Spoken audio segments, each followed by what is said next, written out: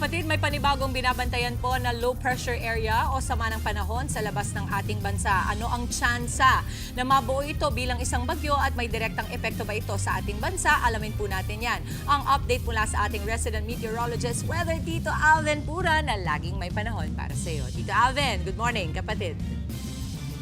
Good morning, Mama Dims, at good morning mga kapatid. Ulat panahon na po tayo ha. Tayo po ay nananatiling nasa tinatawag nating monsoon break o yung pag-atras at paghina ng habagat o southwest monsoon. Sa ngayon nga, meron tayong binabantayang panibagong low pressure area sa labas ng ating area of responsibility. Ito po ay huling namata ng pag-asa sa layong 3,070 kilometers east ng northeastern Mindanao. Napakalayo pa po niyan sa ating area of responsibility, pero yan po ay kikilos pakanluran, hilagang kanluran at posible pong dumikit sa ating area of responsibility ngayong weekend hanggang sa susunod na linggo. Ito po ay may possibility rin po maging isang ganap na bagyo. Pero sa ngayon, medyo mababa pa po yan ha.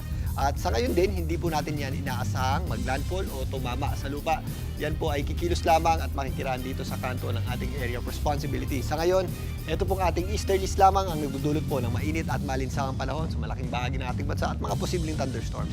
Particularly dito sa eastern section ng Visayas at Mindanao. Ito pong ating binabantayang sama ng panahon ay maaari pong dumaan nga o lumapit dito sa eastern section ng ating area of responsibility at ngayon hindi po natin yan inaasahan pang magpalakas o humila pa ng habagat. Ito po yung ating habagat, nandito pa rin po sa may area ng Southern China at Vietnam at nananatili po tayong nasa tinatawag na nating monsoon break at magpapatuloy pa po yan sa mga susunod na araw at sa mga susunod na linggo. Pero again, posible pa rin po yung ating mga pag-ulan tuwing hapon at gabi sa malaking bahagi na po yan ng ating bansa. Again, pag meron tayong mga thunderstorms yan po yung mga biglang buhos ng malakas na pag-ulan. Although hindi nagtatagal, possible pa rin po yung magpabaha, especially sa mga low-lying areas. At posible rin po yung magdulot ng mga flash floods and landslides, lalong-lalo na po sa mga katubigan o sa mga ilog. Kaya doble ingat pa rin po tayo dyan.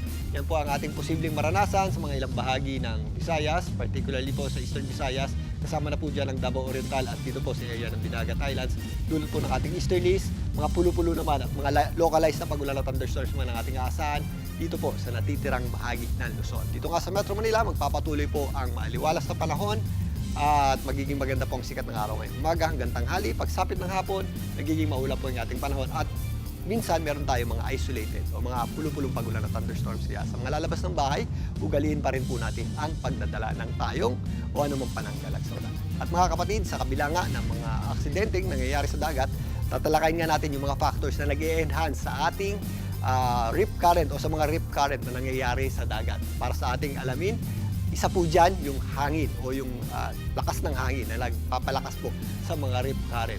On a normal day, kapag wala po tayong malawakang weather system, meron po tayong tinatawag na land breeze at sea breeze. Ito po yung hangin na nanggagaling sa dagat at hangin na nanggagaling sa lupa. Ideally, mas maganda pong pumunta sa dagat kapag walang hangin o kalmado po yung ating hangin para kalmado rin po yung ating dagat. Sa gabi, kapag wala pa pong araw, mas malamig po yung lupa kumpara sa dagat. Kaya yung ating hangin ay nagmumula sa lupa patungo po sa dagat. Yun po yung tinatawag nating land breeze o offshore. Yan po yung maganda pong languyan pa or mas kalmado pa yung ating dagat. Yan po, ang oras na po niya na mas maganda po tayo lumangoy or pumunta sa dagat ay early morning hanggang alas 10 ng paumaga or umaga. Dahil kapag nainitan na ng araw, yung ating lupa, nagsisimula na po yang magkaroon ng relatively mababang pressure at yung ating mas mainit ay umakyat po at umiikot na po yung ating hangin. Yung ating hangin ay nanggagaling na sa tubig. Yan po yung ating tinatawag na sea breeze na kung saan lumalakas po yung ating hangin na nagmumula sa dagat. Ginugulo na po niyan yung ating dagat at nakakadagdag na po yan sa ating mga rip current o nakakadagdag na po yan na panganib sa ating paglalangoy sa dagat. So ideally, early morning hanggang alas 10 o hanggang patanghali, nagiging delikado na po yung ating dagat kapag malakas na po yung hangin. Pwede rin pong maglangoy sa pa-sunset, pero kukunting oras na lamang po yan kaya dahil dumidilim na po, so mas nagiging delikado na. Kaya ito po, early morning mas maganda hanggang pa-sunset. Pero superseded na rin po yan kapag meron tayong malawakang weather system, kapag malakas po yung hangin na dulot ng habagat or amihan, or kapag meron tayong nakadikit na bagyo. So, lagi rin po nating tingnan yung ating magiging lagay ng panahon kung tayo po ay pupunta sa dagat. At yan muna ang latest sa ating lagay ng panahon. Muli ako po ang inyong Weather Tito Alvin, na lagi may panahon para sa inyo. Mga kapatid, dito Alvin Pura po na laging may panahon para sa iyo, umaraw man o umulan, dapat laging handa. Kaya't para maging updated sa pinaka-latest weather updates, mag-follow at mag-subscribe na sa social media pages ng News 5.